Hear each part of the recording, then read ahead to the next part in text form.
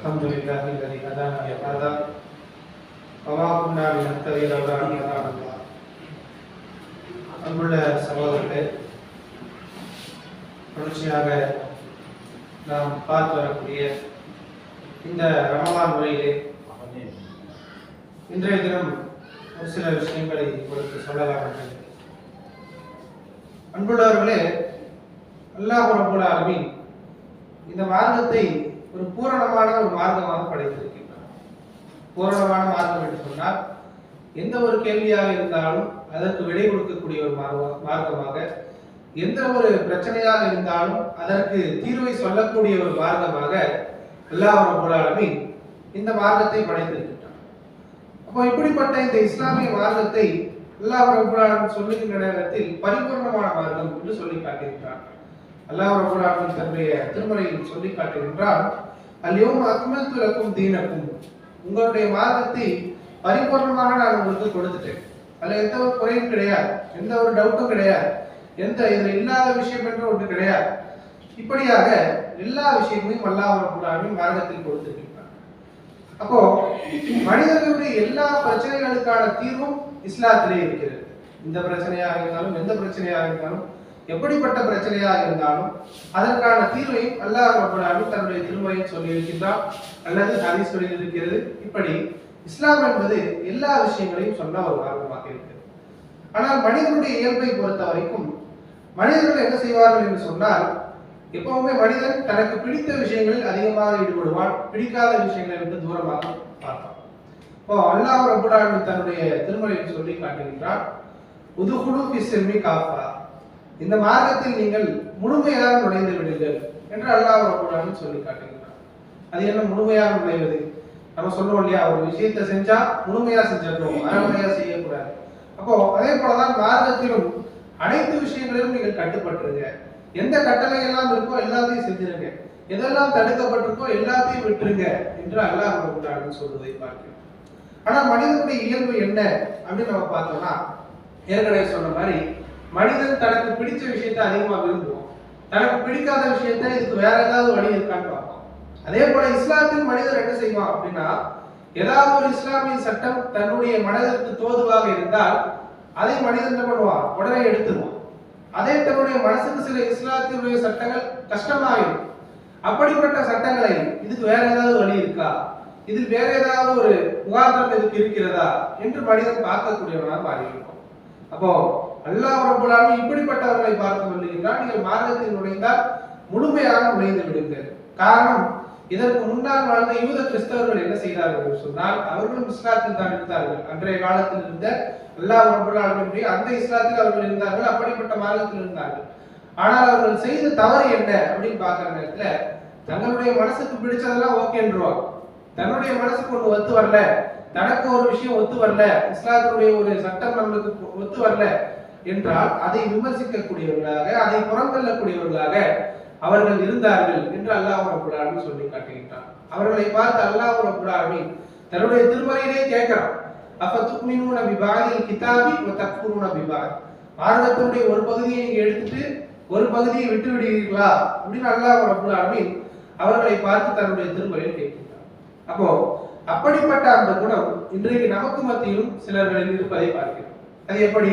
ஒவ்வொரு மனிதனுக்கும் ஒவ்வொரு விஷயம் விருப்பமாக இருக்கும். உதாரணமா, ஒரு மனிதன் அவன் அதிகமாக ஊதாரித்தனமாக செலவு செய்யக்கூடியவனாக இருந்தால் அவனுக்கு தர்மம் செய்வது மிகவும் இலகுவாக இருக்கும். காரணம், அவனை பொறுத்த வரைக்கும் அவனுக்கு பொருளாதார பெரிய கஷ்டம் கிடையாது. ஆனால் அப்படிப்பட்ட மனிதனுக்கு எது கஷ்டமா இருக்கும்? தொழுகை, இன்னும் மற்ற இபாதத்துகள், இதுவெல்லாம் கஷ்டமாக இருக்கும். அவர் அதிகமா தர்மம் செய்வார், அது அவருக்கு ஈஸியா இருக்கும். ஆனால் அதன் காரணமாக தொழுகை என்ன பண்ணிடுவாரு, நான் தான் அதிகமா தர்மம் கொடுக்கிறேனே அப்படின்னு தொழுகையை விட்டுருவார். ஒரு மனிதர் என்ன பண்ணுவாரு, நிறைய தொழுகைகள் தொழுவார், ஆனால் அவர் கஞ்சனாக இருப்பார்.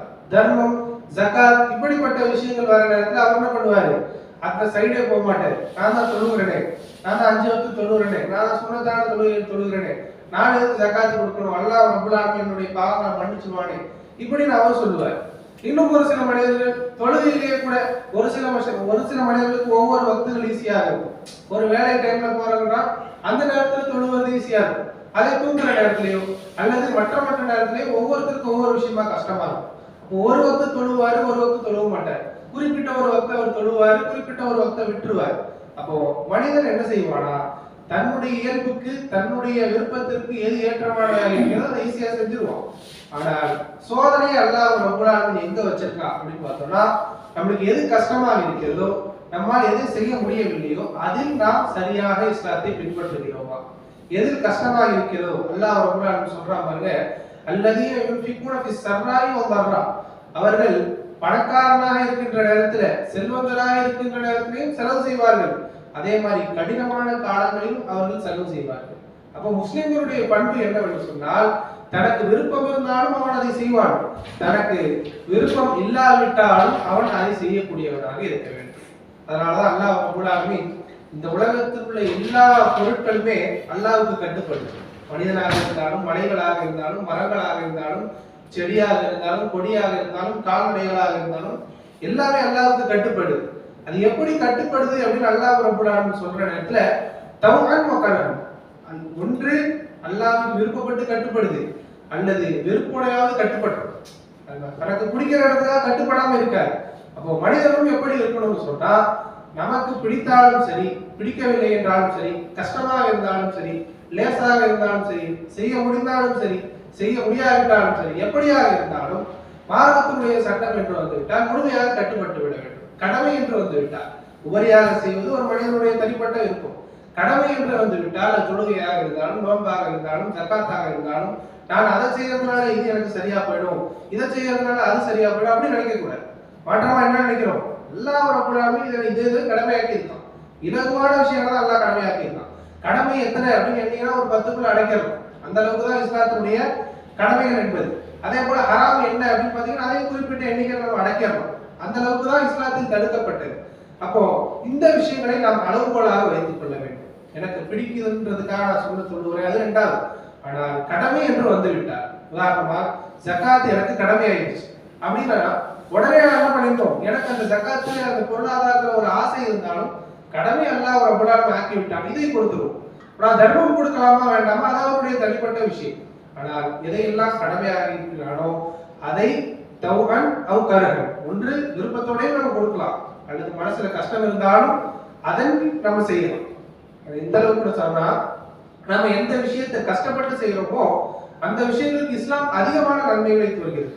உதாரணமாக ஒரு சஹாபி வந்து ரசூலுல்லாஹி ஸல்லல்லாஹு அலைஹி வஸல்லம் கிட்ட கேக்குறாங்க, அல்லாஹ்வுடைய தூதரே எந்த தர்மம் சிறந்தது அப்படின்னு சொல்ற நேரத்துல, வாந்த சஹீஹுன் ஷகீகுல் கல்ப், உனக்கு ஆரோக்கியமாக இருக்கின்ற நிலையில் நீ அந்த பொருளாதாரத்தில் ஒரு ஆசை வச்சிருக்க இல்லையா, அந்த நிலையில் நீ கொடுக்கக்கூடிய தர்மம் சிறந்தது.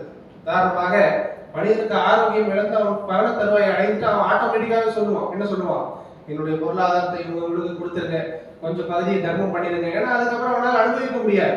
ஆனால் ஆரோக்கியமாக இருக்கின்ற நிலையில் ரசூலுல்லாஹி ஸல்லல்லாஹு அலைஹி வஸல்லம் சொன்னாங்க, அப்படி நீ செய்கின்ற தர்மம். காரணம், ஆரோக்கியமாக இருக்கின்ற நேரத்தில் நம்மளுக்கு அடுத்தடுத்த தேவைகள் இருக்கும், அந்த தேவைகளுக்கு என்னென்ன செலவுகள் வேணும் என்பதை நாம் சிந்தித்து வச்சிருப்போம். அப்படிப்பட்ட நிலையில் நாம் ஒரு ரூபாய் அல்லது ஒரு குறிப்பிட்ட பொருளாதாரத்தை தர்மம் செய்கிறோம் என்று சொன்னால் அது நமக்கு கொஞ்சம் கஷ்டமா இருக்கும், கொடுக்கறது இருக்கும்.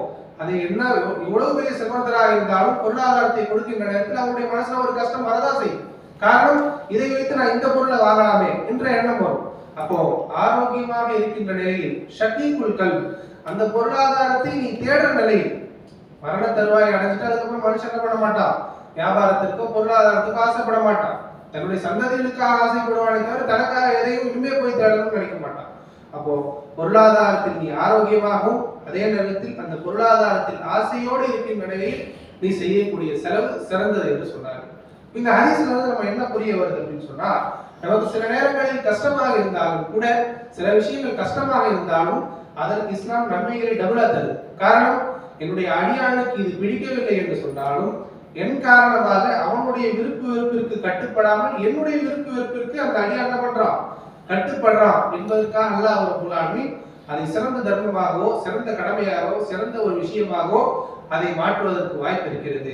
அப்போ ஒவ்வொரு முஸ்லிமும் எப்படி இருக்க வேண்டும் என்று சொன்னால், அல்லாஹ் ரப்பல் ஆலமீன் சொல்வதை போன்று உதுகுலு ஃபிஸ்ஸில்மி காஃபா, மார்க்கத்தில் என்ன பண்ணுங்க, முழுமையாக நுழைந்திருங்க. கடமை என்ற ஒரு விஷயம் வந்துருச்சுன்னா அதை நான் கட்டாயம் செய்வேன், அதில் எனக்கு நஷ்டம் வந்தாலும் சரி, எனக்கு பொருளாதாரம் இழந்தாலும் சரி, அல்லது என்ன என்னை விட்டு போனாலும் கடமை என்று சொன்னால் அதை நான் நிறைவேற்றி விடுவேன் என்கின்ற எண்ணம் தான் ஒரு முஸ்லிமுடைய எண்ணமாக இருக்க வேண்டும்.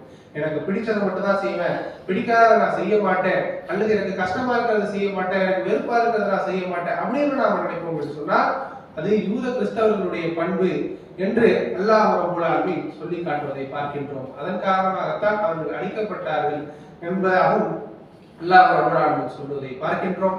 எனவே இந்த இஸ்லாம் என்பது மனிதர்களுக்கு இலகுவான ஒரு மார்க்கமாக ஆக்கியிருக்கின்றான். அல்லாஹ் ரப்பல் ஆலமீன் சொல்லுகின்றான், லா இக்ராஹ ஃபித்தீன், மார்க்கத்தில் எந்த ஒரு நிர்பந்தமும் கிடையாது, எந்த ஒரு கஷ்டமும் கிடையாது. ரசூலுல்லாஹி ஸல்லல்லாஹு அலைஹி வஸல்லம் சொல்லுகிறார்கள், யஸ்ஸிரு வலா துஅஸ்ஸிரு, மார்க்கத்தை இலகுவாக்குங்கள், மக்களுக்கு கஷ்டப்படுத்தாதீர்கள் என்று இலகுவான ஒரு மார்க்கமாகத்தான் இஸ்லாம் சொல்லி இருக்கின்றது. அப்படிப்பட்ட இலகுவான மார்க்கத்தை நாம் முழுமையாக கட்டுப்படுவதற்கு முயற்சிப்போம் என்று சொன்னால், அப்படி கட்டுப்படுகின்ற முயற்சிக்கின்ற நேரத்தில் ஏதாவது தவறுகள் வந்தால் அல்லாஹ் ரப்பல் ஆலமீன் நிச்சயமாக மன்னிப்பான். ஆனால் நான் எல்லாத்துக்கும் கட்டுப்பட மாட்டேன் என்கின்ற எண்ணம் நமக்கு வந்துடும் என்று சொன்னால் அது மோசமான ஒரு சிந்தனை, அது நம்முடைய இஸ்லாத்தை பாதிக்கும், அது நாளைக்கு நம்முடைய மறுமை வாழ்க்கையை பாதிக்கும் என்பதை இஸ்லாம் நமக்கு சொல்லி காட்டுவதை பார்க்கின்றோம். எனவே மார்க்கத்தில் இருக்கக்கூடிய நாம், இஸ்லாமியர்களாக இருக்கக்கூடிய நாம், இஸ்லாம் சொல்லக்கூடிய என்னவெல்லாம் கடமையாக சொல்லுகிறதோ அதற்கெல்லாம் முழுமையாக கட்டுப்படுவோம் என்று சொன்னால் நாளைக்கு மறுமையில் அல்லாஹ் ரப்பல் ஆலமீன் கேட்கக்கூடிய கேள்விகளுக்கு, யா அல்லாஹ் நீ சொன்னதை நான் செய்து விட்டேன், நீ மேலதிகமாக சொன்னதை நான் என்னால் முடிந்த அளவுக்கும் செஞ்சிருக்கேன் என்கின்ற ஒரு பதில் வரும் என்று சொன்னால் அதே போன்ற ஒரு வெற்றி என்பது இருக்க முடியாது. அப்படிப்பட்ட நல்ல மக்களாக அல்லாஹ் ரப்பல் ஆலமீன் உங்களையும் என்னையும் ஆக்கிய முடிவானாக. அஸ்ஸலாமு அலைக்கும் வரஹ்மத்துல்லாஹி